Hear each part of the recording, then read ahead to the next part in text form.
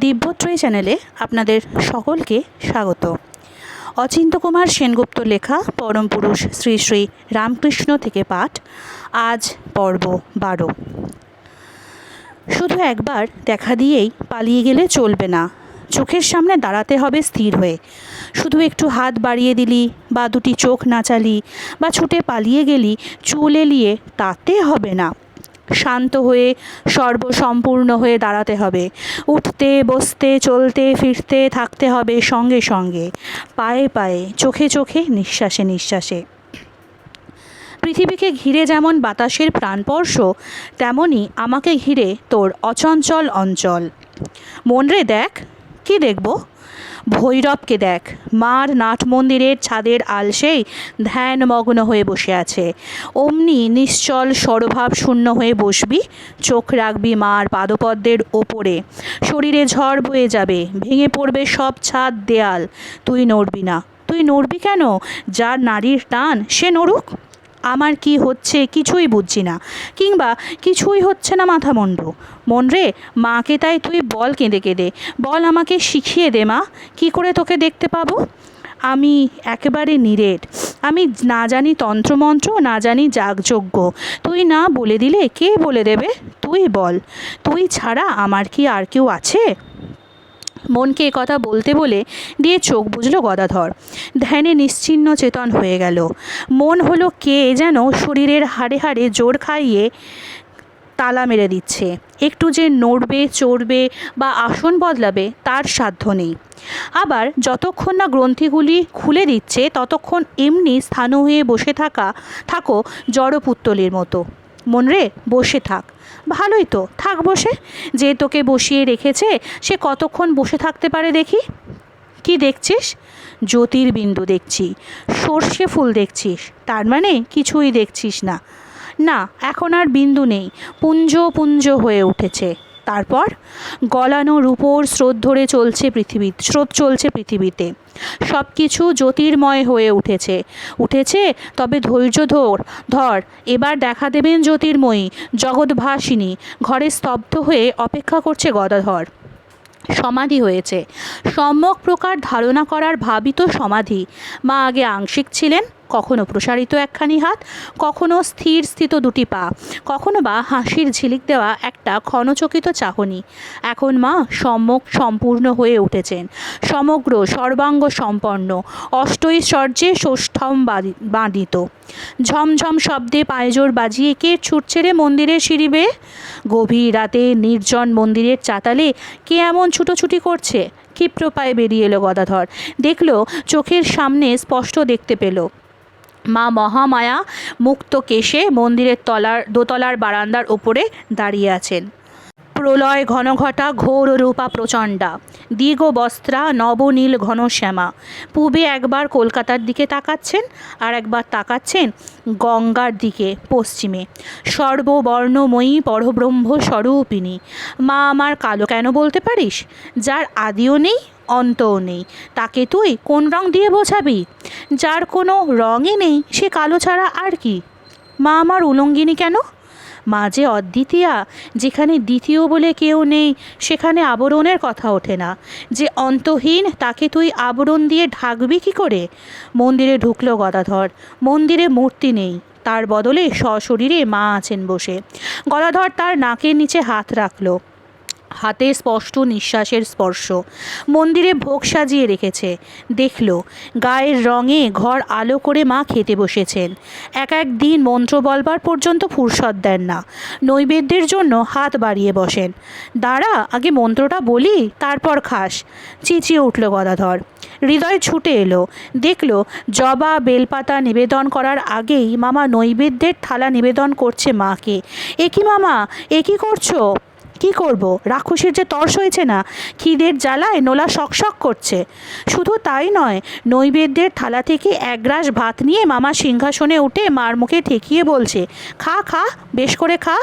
হঠাৎ সুর বদলে বলছে, কি আমাকে খেতে হবে? আমি না খেলে খাবি নে? বেশ, খাচ্ছি, বলে গ্রাসের খানিকটা নিজের মুখের মধ্যে পুরে দিলে। পরে উচ্ছিষ্টাংশ মার মুখে নিয়ে বললে, নে এবার খা, আমি তো খেলাম। হৃদয় স্তম্ভিত। নিঃসন্দেহ বদ্ধ পাগল হয়েছে মামা। ফুল বেলপাতা মায়ের পায়ে না দিয়ে নিজের পায়ে রাখছে। মাকে পূজা না করে নিজেকে পূজা করছে। সর্বনাশ! সেজবাবু দেখতে পেলে আর রক্ষে থাকবে না, এক ধমকে চাকরি থেকে বরখাস্ত করে দেবেন। হৃদয়েরও অন্ন উঠবে সঙ্গে সঙ্গে। শুধু পাগল নয়, কাঁধে ভূত চেপেছে মামার। নইলে দেবতাকে নিয়ে একই শুরু করেছে ছেলে খেলা। মার চিবুক ধরে আদর করছে, কথা কইছে, ঠাট্টা তামাশা করছে। মা যেন সসম্ভ্রম দূরত্বের জিনিস নয়, একেবারে কোলে চড়ে বসবার জিনিস। যেন অনম্য প্রণম্য নয়, আদর ভালোবাসার কাঙাল। যেন বিধির বাঁধনে দরকার নেই, যেন গুটি গুটি পায়ে আর এগুতে হবে না ভয়ে। ভয়ে মাকে সিংহাসনে বসিয়ে সাষ্টাঙ্গ প্রণিপাতে লুটোতে হবে না আর চৌখাটের বাইরে। শটান সিংহাসনে উঠে তার কোলে চড়ে বসতে হবে। সেই মা যে ত্রিজগৎ প্রসবিনী, সেই মায়ের কোলে কোলের শিশু হয়ে চড়ে বসবো।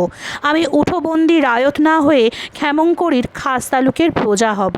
এই যে মার কোলে চেপে বসেছি, এই যে ক্ষেমার খাসে আছি বসে আমার মহালে নাই সুখা হাজা। যিনি জগৎরঙ্গিনী, তার সঙ্গে ঘরের ভাষায় রঙ্গরহস্য করব। মা যে আমার সহজ মানুষ, সহজ না হলে সহজ মানুষকে চিনব কী করে? গদাধরের মুখ চোখ লাল, যেন মদ খেয়েছে আকণ্ঠ। টোলে টোলে নাচছে আর গান গাইছে। সুরাপান করিনে রে, সুধা খাই রে কুতূহলে। আমার মন মাতাল মাতাল করে, মম মাতালে মাতাল বলে। সরাসরি গান শোনাচ্ছে মাকে। মার হাত ধরে নেচে বেড়াচ্ছে। আর ভুলালে ভুলবো না গো, ভয়ে হেলবো না গো, দুলবো না গো। প্রসাদ বলে দুধ খেয়েছি, ঘোলে মেশে ঘুলবো না গো। রাতে ঘুম নেই, ভাবের ঘোরে কার সঙ্গে কথা কয়, কখনো বা গান শোনায়। ঘুমোবে না মামা? দুই চোখে ধারা, গান ধরে গদাধর। ঘুম ছুটেছে আর কি ঘুমায়, যোগে জাগে জেগে আছি। এবার যার ঘুম তারে দিয়ে ঘুমেরে ঘুম পাড়িয়েছি। যে দেশে রজনী নাই, সেই দেশের এক লোক পেয়েছি। কোনো দিন বা মন্দিরে মাকে শয়ন দিচ্ছে, হঠাৎ সেই শূন্যরূপাকে উদ্দেশ্য করে বলে উঠলে গদাধর, আমাকে তোর কাছে শুতে বলছিস? আচ্ছা, শুচ্ছি তোর বুকের কাছে। মার সর্ব অঙ্গে বাৎসল্য, দুই চোখে স্নেহসিঞ্চিত লাবণী। হাত পা গুটিয়ে ছুট্টটি হয়ে মার রূপোর খাটে শুয়ে পড়ল গদাধর। নীল নিবিড় মেঘমণ্ডলের কোলে খনি শশীকলা ভোগ নিবেদন করছে। কালীঘরে এক বেড়াল এসে উপস্থিত, ঘুরছে আর মিউ মিউ করছে। ওমা, মা এসেছিস? খাবি মা? খা। ভোগের অন্ন বেড়ালকে খাওয়াতে বসলো গদাধর। গণেশ একবার মেরেছিল একটা বেড়ালকে। ভগবতী বললেন, তুই আমাকে মেরেছিস, আমার সর্ব অঙ্গে যন্ত্রণা। সে কি কথা? গণেশ তো হতবুদ্ধি, মাকে সে মারবে? এই দেখ, তোর মারের দাগ আমার গায়ে ফুটে রয়েছে। লজ্জায় অনুশোচনায় মায়ের সঙ্গে মাটির সঙ্গে মিশে গেল গণেশ। যা মার্জারি তাই ভগবতী। রাত্রিতে তো মন্দিরে আলো জ্বলে, মা যদি আসেন, ঘরের মধ্যে চলাফেরা করেন, তবে দেওয়ালে তার ছায়া পড়ে না কেন? ভাবে হৃদয়। মাকে দেখার পুণ্য করিনি, কিন্তু দেওয়ালে তার ছায়া দেখতে দোষ কি? দিব্য অঙ্গের ছায়া থাকবে কি? সে অচক্ষু হয়েও দেখে, অকর্ণ হয়েও শোনে, অস্পর্শ হয়েও কোলে নেয়। বিশুদ্ধ পাগলামো। তাই বলে হেসে উড়িয়ে দেওয়া চলে না এ কেলেঙ্কার। দেব দেবী নিয়ে এই চপল ছেলে মানুষই আগে নিজের পায়ে ঠেকিয়ে পড়ে মায়ের পায়ে ফুল দেওয়া, আগে নিজে খেয়ে মাকে এঁটো খাওয়ানো, খাটের উপর মায়ের পাশেই শুয়ে পড়া, মার চিবুক ধরে ফষ্টি নষ্টি করা। অসম্ভব এই অনার্যতা। একটা বিহিত করতে হয়, জানাতে হয় সেজবাবুকে। কালীঘরের দোরগোড়ায় দাঁড়ায় এসে সব মন্দিরের আমলারা, খাজাঞ্চি আর গোমস্তা, নায়েব আর আটপ্রহরী কীরকম যেন আবিষ্টর মতো চেয়ে থাকে। গদাধরের ধরন ধারণ সব কিংভূত, তাতে সন্দেহ নেই, কিন্তু আন্তরিকতায় ভরা। যা কিছু করছে যেন অকপটে করছে। বিশ্বাস বেশি বলেই যেন এত সাহস। আর ওই যে উন্মনা ভাব, ও যেন ঠিক উন্মাদের ভাব নয়। সবাই শাসন বারণ করতে এসেছিল, মুখ স্ফুট করতে পেল না। দপ্তরে ফিরে পরামর্শে বসল, কি করা আর কি করা। যানবাজারে খোদ মালিকের দরবারে দরখাস্ত দিতে হয়। যাই বলো, না হচ্ছে বিধিমতো পুজো, না হচ্ছে ভোগরাগ। অশাস্ত্রীয় অকাণ্ডের জন্য শেষকালে না কোনো অঘটন ঘটে। মথুরবাবু লিখে পাঠালেন, দাঁড়াও, আমি নিজে গিয়ে সব ব্যবস্থা করছি। এবার তল্পি বাঁধো, ঘরের ছেলে ঘরে ফিরে যাও, অনাচারের দণ্ড নাও। কাউকে কিছু না বলে পুজোর মধ্যে মন্দিরে এসে উপস্থিত হলেন মথুরবাবু। শটান ঢুকে পড়লেন কালীঘরে। ঢুকে যা দেখলেন তা নরদেহে দেখবেন বলে কল্পনা করেননি। গদাধর তনু মনোময় হয়ে পুজো করছে, কোনো দিকে লক্ষ্য নেই, লজ্জা নেই। যে মথুরবাবুর নিঃশ্বাসের আভাসে আর সবাই শশব ব্যস্ত, সে মন্দিরে এলো বা চলে গেল, ভ্রুক্ষেপ করে না গদাধর। তার সমস্ত নিবেশ নিক্ষেপ মার উপরে। কখনো কাঁদছে আকুল হয়ে, কখনো বা চেঁচিয়ে উঠছে আনন্দে, তন্ময় হয়ে গান গাইছে, কখনো কখনো বা ধ্যানে নিঃসঙ্গ হয়ে যাচ্ছে। মার সঙ্গে কথা কইছে নির্ভয়ে, অভিমান করছে, আবদারে ছেলের মতো আক্ষুটেপনা করছে। এ কী দেখছেন মথুরবাবু? তার দুই হাতে কি কোনো শাসনের উদ্যতি ছিল? হঠাৎ দুই হাত তার অঞ্জলিবদ্ধ হলো কেন? ঘুমো ঘোর ভাঙবে এবার মার, পাশানি এবার প্রাণময়ী হয়ে উঠবে। আর ভাবনা নেই। মিলেছে ওস্তাদ বাজিকর, ঘুম ভাঙানে বাঁশিওয়ালা। যেমন এসেছিলেন তেমনই ফিরে গেলেন চুপি চুপি। যানবাজার থেকে ফরমান পাঠালেন গদাধরকে যেন বাধা দেওয়া না হয়, যেমন তার খুশি তেমনইভাবেই পুজো করুক। সীমা ছেড়ে চলে এসেছে সে অসীমায়। মাটির উপরকার বাধা ধরা লাইন ফেলা রাস্তা ছেড়ে সে চলে এসেছে আকাশের অনাবৃত্তিতে। ক্রিয়াকর্মের শাস্ত্র থেকে সর্বাপর্ণের অশাসনে, বৈধি ভক্তি থেকে পরম প্রেমারূপা ভক্তিতে, শুধু সন্তরণে নয়, নিমজ্জনে। ইন্দ্রিয় বিষয়ে অবিবেকীর যেমন আগ্রহ, সেই পুরো পরানুরক্তিস্বরে সর্ববন্ধন বিমোচনে। মা মা যে করো, মাকে দেখতে পাও তুমি? নরেন্দ্রনাথ জিজ্ঞাসা করল ঠাকুরকে। জিজ্ঞাসার মধ্যে যেন বা একটু অবিশ্বাসের রহস্য। দেখতে পাই কি রে? মার সঙ্গে বসে কথা কই, খাই, মার পাশটিতে শুয়ে ঘুমোয়। নরেন্দ্র স্বরে তখনও প্রচ্ছন্ন বিদ্রুপ। ঈশ্বরকে দেখা যায় কখনো? কোথায় সে? নিচে উপরে পিছনে সামনে দক্ষিণে উত্তরে, স এ বেদং সর্বমিতি, ভিতরে বাহিরে, বহিরন্তশ্চ ভূতানাম, আব্রহ্মস্তম্ভ পর্যন্ত তিনি। অশরীরং শরীরেষু অনবস্থেষু অবস্থিতং। দেখবি বই কি, নিশ্চয়ই দেখবি। তোর এমন চক্ষু, তুই দেখবি নে। প্রতাপ হাজরা দক্ষিণেশ্বরে আস্তানা গেড়েছে। সে হচ্ছে নগদ বিদায়ের সাধু। তার মানে ধর্মকর্ম করে, কিন্তু সবসময় প্রত্যাশা করে কিছু চালকলা। যদি কিছু পার্থিব উপকার না হয় তবে কি হবে সবে জপতপে? সব খাটনিরই মুনাফা আছে, আর এর বেলায় শুধু লবডঙ্কা। যদি জপতপ করে কিছু সিদ্ধাই হয় তবে হয়তো সংসারের অবস্থাটা ফেরানো চলে। মনে মনে এই কামনা নিয়েই বসেছে পূজা অর্চনায়। হাজরা শালার ভারী পাটোয়ারি বুদ্ধি। ঠাকুর সাবধান করে দিতেন ভক্তদের, ওর কথা শুনিস না তোরা কেউ।